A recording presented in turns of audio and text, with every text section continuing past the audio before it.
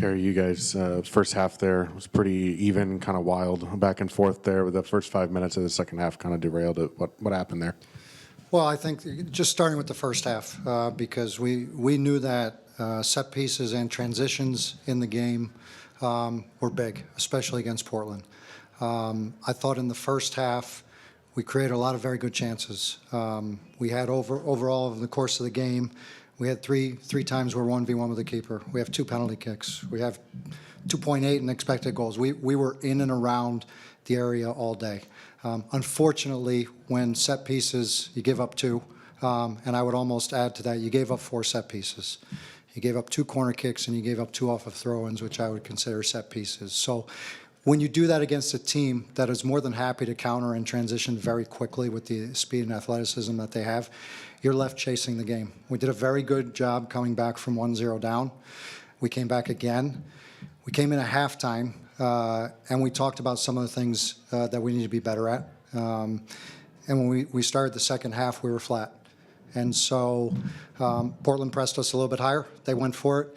And sometimes it's those moments in games, and they're not very long. They're 3 or 4 minutes that can turn the game on its head. And I think that first 5-10 minutes really did us in and made us chase for the remainder of the game. You mentioned those chances that you guys had. I mean, is that a good sign, positive sign? You're happy that you're creating those chances? Is there frustration that they aren't put away? As you said, there's 3 times 1v1 with the keeper. I've said this and I'll say it again. You can't control the outcome of the game. You can control how you prepare. You can have a strategy. You can implement it, and you hope that what you've trained shows up in the game. And for a better part of that first half, I'd have to throw the second half away because we were chasing it was wide open. But for a better part of that first half, we were executing. We were opening the game. We had opportunities. We defended in decent ways. And so I think it's very encouraging that over the last 2 games, it's been our highest expected goals of the season, and we continue to fire away, and we're not shy about that, of trying to attack. We put attackers on at the end to try to go for it. And so from my perspective, I'm happy about that. But I think I said either in the first press conference or the second, defense wins championships, and you need to be defensively organized. And so through the run of play, okay. Set pieces, not okay. And that at the end of the day killed us. Kerry, you mentioned over the last 2 games the attack and the expected goals, especially in the first half today. It seemed much more direct and dynamic and free-flowing. Is that just a function of they're getting more comfortable with each other as they get used to, or is there something strategically over the last couple of games that you've shifted in how you approach the attack?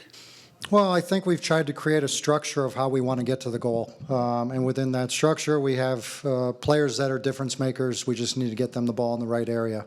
I think we've taken a little bit of the apprehensiveness away instead of just circulating the ball side to side and being happy with the possession. I think we've taken our opportunities, but it's not about being a direct team. It's about taking advantage of the space that's available, and I think we've done that either behind the opponent or with combination play, and so those are good signs. Those are good signs, but anytime you give away 4 goals at home, it doesn't feel good, or anywhere for that matter. And you mentioned you essentially consider them all set-piece chances, and set pieces have been sort of a boogeyman for this team for a few years now. Is there something that you see, whether it be in training or in game, that can be worked on to improve that, or what do you think the reason for the set-piece difficulties is? We've tried to be creative in giving them different environments in training. We've given them a responsibility set-piece-wise in terms of their matchups. At the end of the day, if you're attacking and you want to score goals, the service has to be good and the commitment on the runs has to be there. And so we're not scoring on attacking set pieces. And from the defensive side, it's a mentality, it's an attitude. And you to be able to be successful in those moments, you have to band together as a group, and you have to protect the goal. And that takes dirty work. And we have to learn how to do that.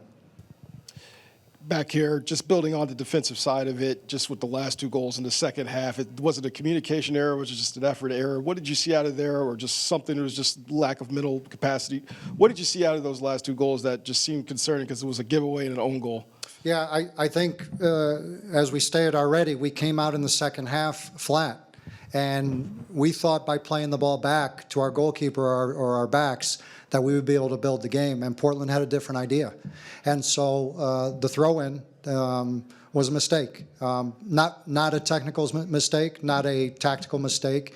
It was a mistake of concentration and attention, and not an appreciation for what the opponent was going to come with. And so those are the little things. We talk about little things that a lot of them put together make up big things. And that little thing turned into a very big thing in one moment, and put the game in a completely different state that it was as we entered the half. The second goal, another set piece. And so, yeah, I think through the run of play, and again, I have to take away the last 25 minutes of the game when we were just throwing attackers forward. And so you have two ways you go down. If you're down 2 goals, you can go down 5-2, 6-2, 7-2, or you can try to get back in. Today, my decision was try to go for it to see if we can put as many attackers on the field. And I know it might not be, the smartest decision in giving up 5, 6, and 7, but we wanted to go for it. I wanted to go for it. Coach, right back here. I had my camera on you the whole time. And you're an intense guy. You were an intense player when you played. Are you aware of yourself while you're coaching as the head coach on the side? Because you're not as intense as I remember you and as demonstrative as you were as a player. Well, I think as a player, you can have more of an impact on the game. As a player, you think that you can influence it. And as a coach, there's only so much you can do. And when you're on the sideline, you can direct, you can organize the players. I talked a lot when I was a player. I know that, and so I moved players around, and it was easier for me to try to impact the game. Out there with the guys, you're not trying to control the game for them. You're trying to encourage them. You're trying to remind them of some of the things that you talked about during the week, but you can't program the players. You can encourage them. You can pick them up when a goal is scored. You can. You can make tactical decisions, and a guy's tired or you see something in the game, but there's very little you can impact as a coach in terms of determining the outcome. They have to do it. And Kerry, would you say it's still a challenge to create chemistry with the players with all the turnover and all the change? I mean, including the coaching. Yeah, I don't know how long it takes. Sometimes you put a combination of players together and they somehow click right away, and so it's hard to put a timeline. And by no means would I ever use an excuse that there's coaching changes or player turnover. We've been together, and what you guys don't see behind the scenes is that there is some combination and chemistry being built within the group. It doesn't end up in the final result at the moment, and we're still chasing that. But there are combinations that I'm pleased with, and it's not because of coaching changes or new players coming into the group. We got to work faster. We have to work with more urgency to make sure we're better defensively and better attacking. As a player turned coach and an intense player at that, the psychology of sports, when you mentioned the team came out flat in the second half, as a coach, is that mystifying, frustrating, that your team would come out after surging back from 2-0 down and play 10 minutes of flat soccer that might have cost them the game? I think, looking back on this, I'm going to look at me first.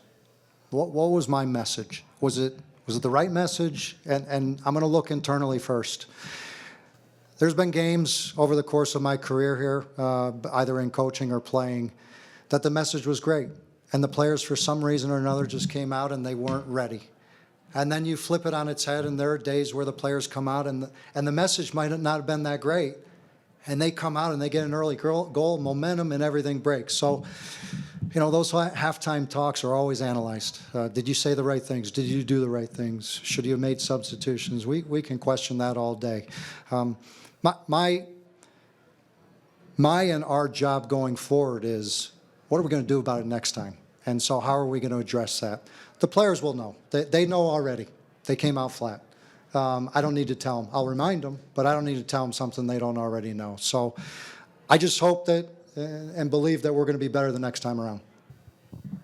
And Coach, Anthony had a pretty big impact on the game, but looked like he may have picked up a second yellow, taking Shoppy down in the box. Were you given any explanation as to why that wasn't a yellow card? Yeah, I had a good Alan. The fourth, Alan Chapman and I spoke a little bit about it. They didn't think it was as egregious, but it didn't move my needle, right, of complaining about whether he should have gotten the second yellow or not. That's up to the officials. At the end of the day, we got the penalty kick. I believe it was a penalty kick. And so we did get the right call there. But that no call or could have gone the other way, it didn't impact the game. And then Stephen Afrifa got his first minutes, obviously earned a penalty. Obviously, you weren't setting the lineup before, and this was his debut today. Is there anything you've seen from him that made you put him into this game versus him not playing before? Stephen has ability, right? He's a wiry player that in games that are opened up, moments where players are tired, he can have an impact. But I think today he did a good job. He drew the penalty kick. He got his first minutes, and hopefully that's something for him to gain some confidence and build and try to become the best version that he can of a player. Coach, what's your message for the fans? They're still coming to the stadium and supporting the team. For the fans, we are committed to being better versions of what we've been. I've talked about this in a kind of a historical sense.